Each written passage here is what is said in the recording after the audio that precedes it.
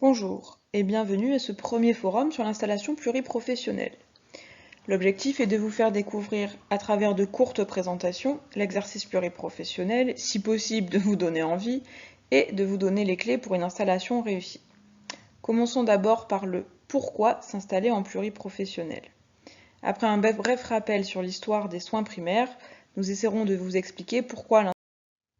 Tout d'abord, afin de se mettre dans le contexte, un petit peu d'histoire. L'OMS, donc l'Organisation mondiale de la santé, a défini des compétences essentielles à acquérir.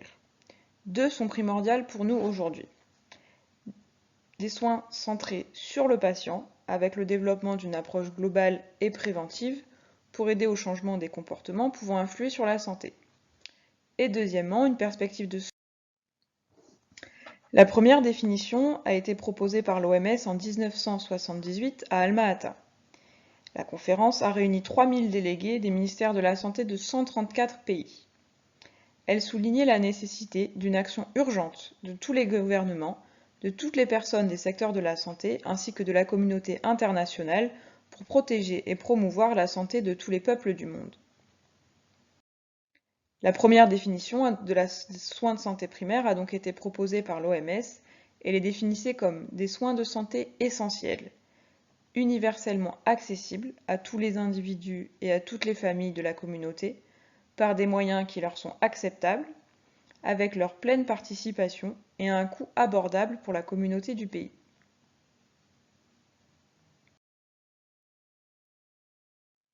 Cette définition a depuis été réactualisée pour aboutir à celle proposée par l'OMS en 2008. Elle se base sur trois composantes. Donner l'accès à tous, à tout moment de la vie, à des soins de promotion, de prévention, de soins curatifs, de rééducation ou de soins palliatifs, à travers les soins primaires, mais aussi à apporter des soins à la population à travers la santé publique. Deuxièmement, prendre en compte dans la santé les déterminants plus larges, y compris les déterminants sociaux, économiques, environnementaux et personnels qui vont jouer sur la santé des gens, ainsi que des politiques de santé publique. Et enfin, en France, les soins de santé primaire reposent sur plusieurs axes. Le premier recours, qui est le premier contact avec le système de soins, la continuité des soins, la coordination et la prise en charge du patient dans sa globalité. Selon la loi Hôpital, Patient, Santé, Territoire de 2009, les soins de santé primaire sont les soins de premier recours. Mais ce n'est pas tout. Ils sont également une ambition plus large de promotion de la santé dans une vision populationnelle, donc ils intègrent une notion de santé publique. Et ils visent également à garantir l'accès de tous à des soins de base dans une ambition de justice sociale. En tant que futur ou jeune professionnel de santé, en France, l'organisation du système de santé évolue.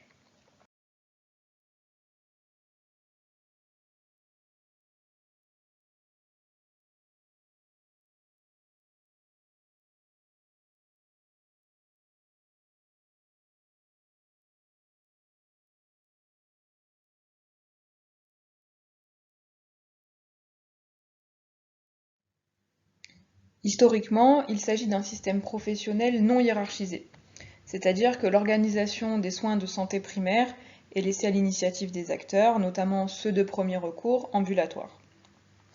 Il n'y a pas d'organisation populationnelle ou territoriale des soins, et dans ce système, les soins ambulatoires sont largement développés et offrent une grande variété de services. Ils ne sont pas ou faiblement hiérarchisés et inégalement répartis sur le territoire. Progressivement, ce système est en train de s'orienter vers un système hiérarchisé grâce à des lois de santé publique. Tout d'abord, la loi de santé de 2004, avec l'obligation pour tous de désigner un médecin traitant. Cela a introduit un premier niveau de hiérarchisation dans l'organisation des soins. Puis, avec la loi HPST de 2009, qui a introduit deux caractéristiques des soins primaires dans l'organisation des soins en France. La première partie, c'est une organisation territoriale via les ARS, et en deuxième, le renforcement de la place du médecin traitant au sein de l'organisation des soins en France. Parallèlement, d'autres lois ont créé deux nouveaux concepts.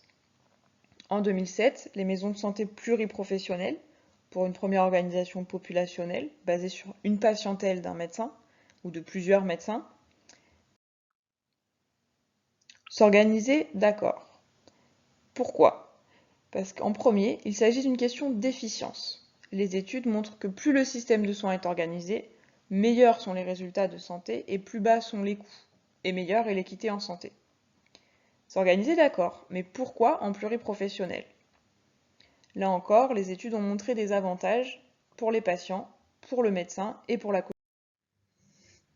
Alors, tout d'abord, pour la communauté. Meilleure accessibilité aux soins, donc, une moindre diminution de la densité des médecins généralistes dans les zones rurales et une évolution plus favorable dans les zones urbaines. Donc, par conséquent, une moindre désertification de tous les autres professionnels de santé lorsqu'organisés en pluriprofessionnel. Les études montrent également une plus grande efficience, avec une augmentation du nombre de patients inscrits médecins traitants, grâce peut-être au développement d'une approche plus centrée sur la prévention, l'éducation, le développement de la coopération entre les professionnels et la délégation de tâches des médecins vers les autres professionnels de santé dans le cadre de l'exercice coordonné. Il a également été constaté une plus grande productivité, c'est-à-dire plus de consultations effectuées par jour, qui peut être corrélée au niveau de coopération entre les professionnels. Et enfin, des moindres dépenses de santé pour les patients qui ont leur médecin traitant dans une structure coordonnée, avec diminution de la consommation des soins, moins de complications et plus d'actions de prévention. Pour nous, le travail d'équipe, c'était une évidence. On part du principe que communiquer entre nous tous, ça nous permet de prendre en charge de façon plus efficace le patient. C'est vrai que chaque professionnel de santé a sa spécificité et on pense qu'il n'y a qu'en réunissant toutes ces différentes spécificités qu'on peut prendre en charge correctement et dans sa globalité un patient. Il faut savoir que ce n'est pas parce qu'on n'est pas entouré de 4 murs qu'on n'est pas capable de travailler en équipe. Et c'est pour nous la chose la plus importante, la communication entre différents professionnels de santé. Les retours d'expérience ont montré des bénéfices de l'exercice pluriprofessionnel pour les professionnels de santé eux-mêmes. Il semble qu'en travaillant à plusieurs, on est plus efficace que tout seul. Le travail est en effet plus convivial et le partage du quotidien permet de se sentir moins seul. Les partenariats créés renforcent les liens entre les professionnels de santé, mais aussi avec les structures de soins et du médico-social. Enfin, la connaissance et la mutualisation des compétences des différentes professions permet d'optimiser les prises en charge complexes. L'exercice coordonné aide également à concilier vie professionnelle et personnelle. Assurer la continuité des soins lors des absences, assurer la permanence de soins avec un roulement, et donc pouvoir partir en vacances. Mais également attirer des jeunes professionnels qui ne souhaitent plus exercer seuls. L'organisation pluriprofessionnelle aide également à lever les freins des professionnels qui auraient craint une surcharge administrative. Pour moi, c'était indispensable de m'installer dans un cabinet où il était possible de travailler en groupe, parce que ça me paraît évident que travailler tous ensemble et de se connaître, ça permet de mieux prendre en charge les patients. Notamment chez nous, on fait des RCP mensuels et on a un programme d'éducation thérapeutique aussi pour les patients en surpoids.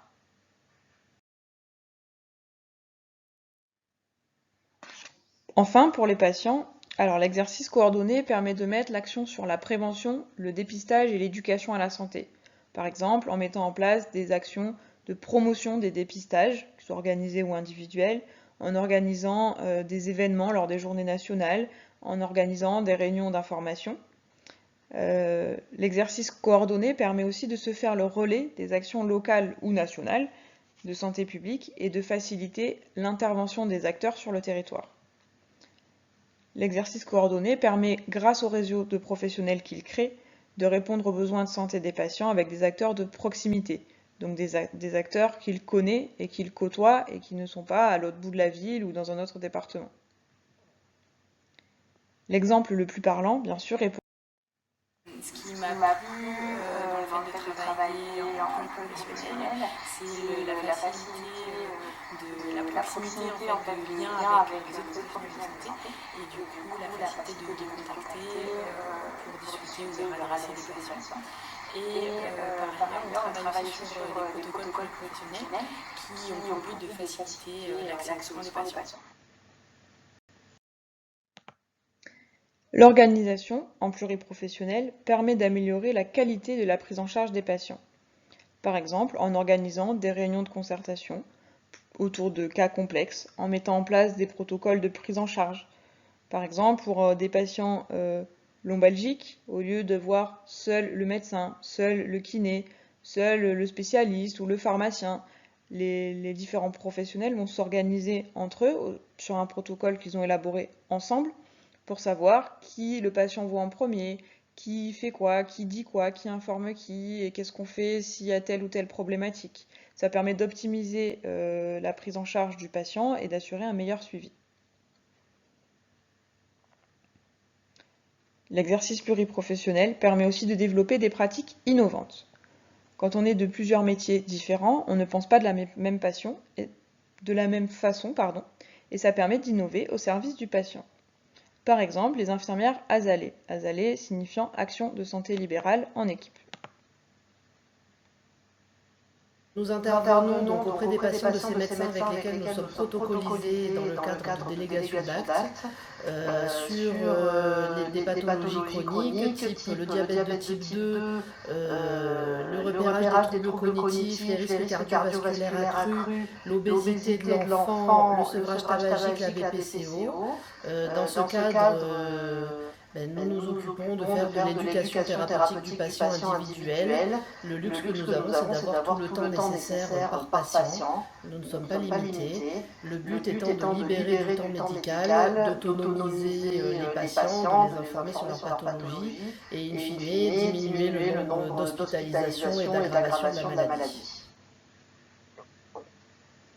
On peut aussi retrouver des actions d'éducation thérapeutique du patient.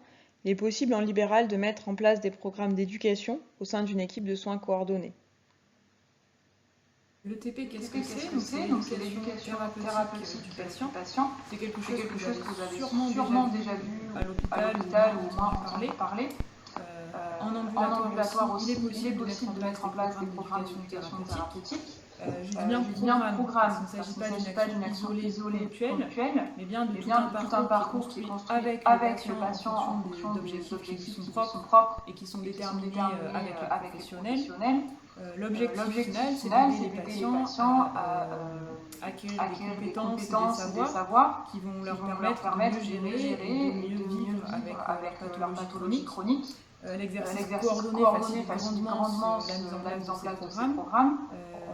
Parce que les professionnels, ça va les amener à mieux se connaître, à mieux travailler ensemble, à partager leurs connaissances, leurs compétences, ça va permettre également de fédérer l'équipe autour d'un projet commun.